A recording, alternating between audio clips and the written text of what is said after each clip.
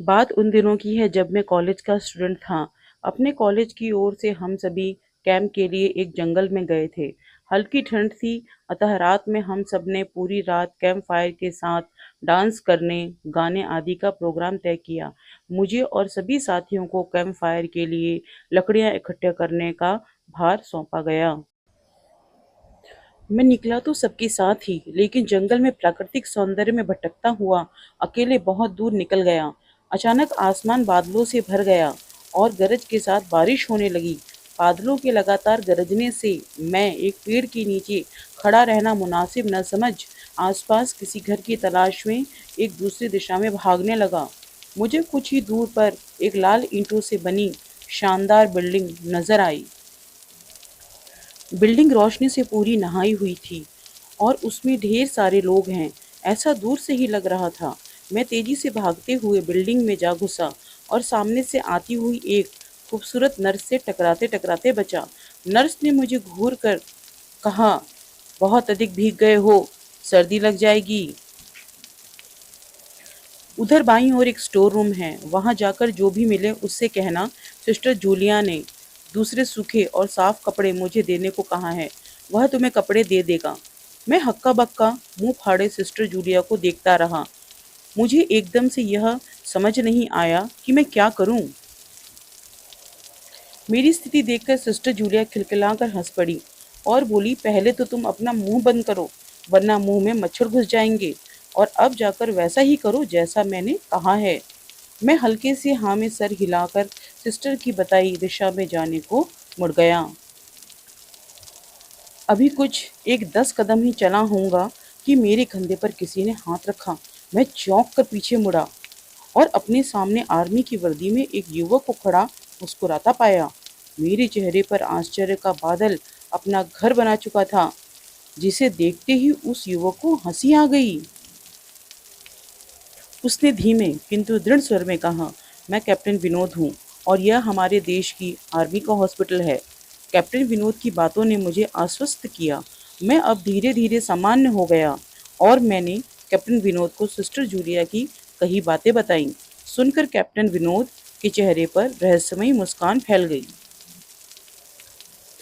और वो बोले, तो सिस्टर जूलिया भी मिल चुकी? जी, क्या मतलब है आपका? कुछ नहीं, चलो मैं तुम्हें सूखे कपड़े देता हूँ, चेंज कर लो, नहीं तो सच में सर्दी लग जाएगी। और मैं कैप्टन विनोद के पीछे एक बड़े कमरे में पहुंच गया। कमरे में चारों ओर हरे रंग के पर्दे लगे हुए थे। एक और एक बड़ा सा बेड पड़ा हुआ था और उसके सामने एक सोफा था। बीच में एक टेबल था जिस पर 2 ग्लास, एक बड़ी बोतल ब्रांडी की और एक या दो पत्रिकाएं पड़ी हुई थीं। कमरे के एक कोने में एक बड़ी सी अलमारी थी जिसमें से कैप्टन विनोद ने एक आसमानी रंग का कुर्ता पजामा निकालकर मुझे दिया और कमरे से लगे बाथरूम की ओर इशारा किया।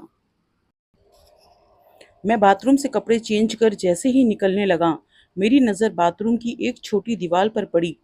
वह खून की छींटों से भरी हुई थी। यह देख मैं घबरा गया और जल्दी से बाहर निकलने को मुड़ा कि बाथरूम में लगे आईने में खुद को देखकर चौंक गया।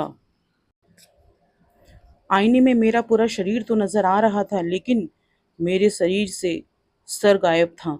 अब मुझे डर लगने लगा और मैं हड़बड़ा कर बाथरूम से निकल गया। मुझे इस तरह बाहर निकलते देख कैप्टन विनोद ने हंसकर पूछा, क्या हुआ? अरे हाँ, तुमने तो अब तक मुझे अपना नाम ही नहीं बताया। कहाँ जाओगे? बाहर बहुत तेज बारिश हो रही है। लेकिन तुम जाना क्यों चाहने लगे अचानक? यह मैं समझ नहीं पा रहा हूँ। कैप्टन विनोद, आपकी बाथरूम की एक दीवार पूरी खून के छींटों से भरी हुई है और आपके बाथरूम में लगा आईना कुछ अजीब सा है।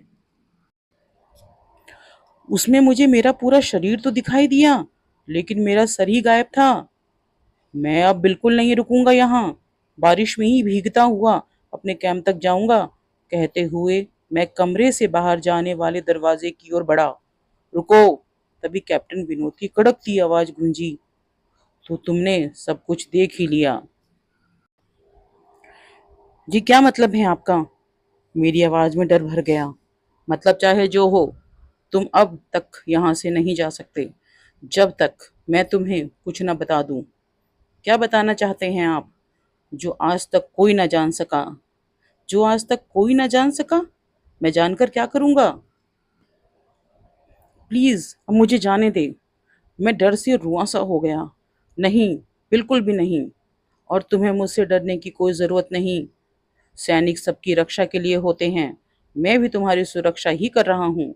कैप्टन विनोद के स्वर में कोमलता थी। आओ मेरे साथ, इस सोफे पे बैठ जाओ।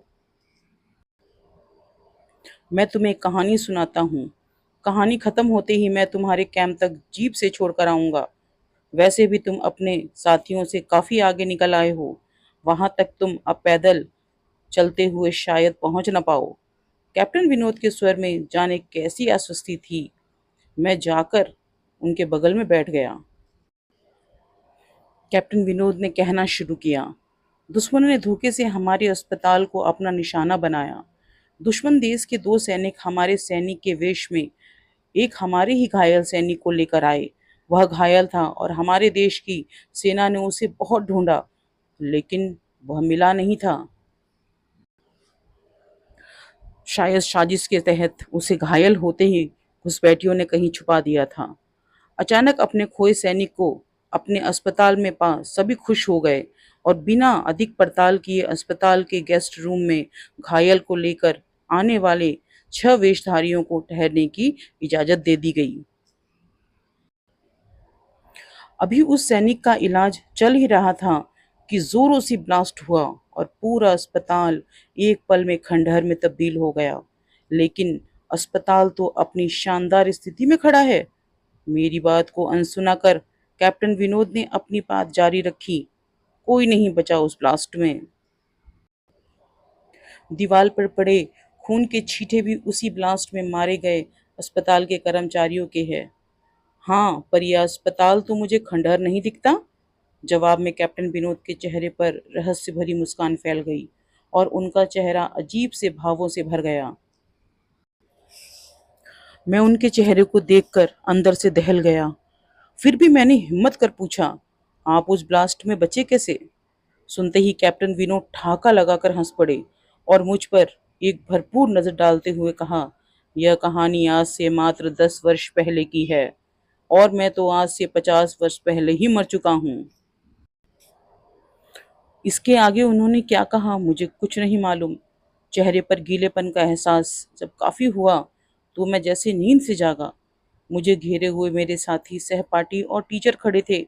मेरी आंख खोलते ही मेरे सर ने कहा, थैंक गॉड तुम्हें होश आ गया। तो क्या मैं बेहोश था? हाँ, तू जंगल में जाने कहाँ भटक गया था। जब सभी लौट आए और तुम नहीं आए तो हम सभी मिलकर तुम्हें ढूंढने निकल गए। काफी दूर जाने के बाद हमें एक जीप आती दिखाई दी जिसमें एक आर्मी मैन तुम्हें पीछे की सीट पर सुलाए हुए हमारे कैंप को ढूंढते हुए आ रहे थे। उन्होंने हम सबको अपनी जीप में बिठाया और कैंप तक छोड़ा। हमने उन्हें काफी रोकने की कोशिश की, लेकिन वो ये कहते हुए चले गए, अभी नहीं रुक सकता, एक जरूरी काम है। जब हमने तुम्हारे बेहोश होने और उन तक तुम्हारे पहुंचने के बारे में पूछा तो बोले, सोमेश ही बताएगा और जो भी बताएगा वो सच होगा। सबकी उत्सुक निगाहें अपनी ओर लगी देख मैंने धीमे स्वर में पूछा, क्या उनका नाम कैप्टन विनोद था? सर ने हाँ में सर हिलाया। मैंने सबको उधर चलने को कहा जिधर से सबने जीप आती देखी थी। पहले तो सर तैयार नहीं हुए, लेकिन मेरे बहुत कहने पर वे राजी हो गए। सुबह होते ही हम उधर और गए। मैं उस जगह पर पहुंचकर गहरे आश्चर्य में डूब गया। वहां एक अधजला खंडहर था जिसके एक टूटे पत्थर पर लिखा था, आर्मी हॉस्पिटल।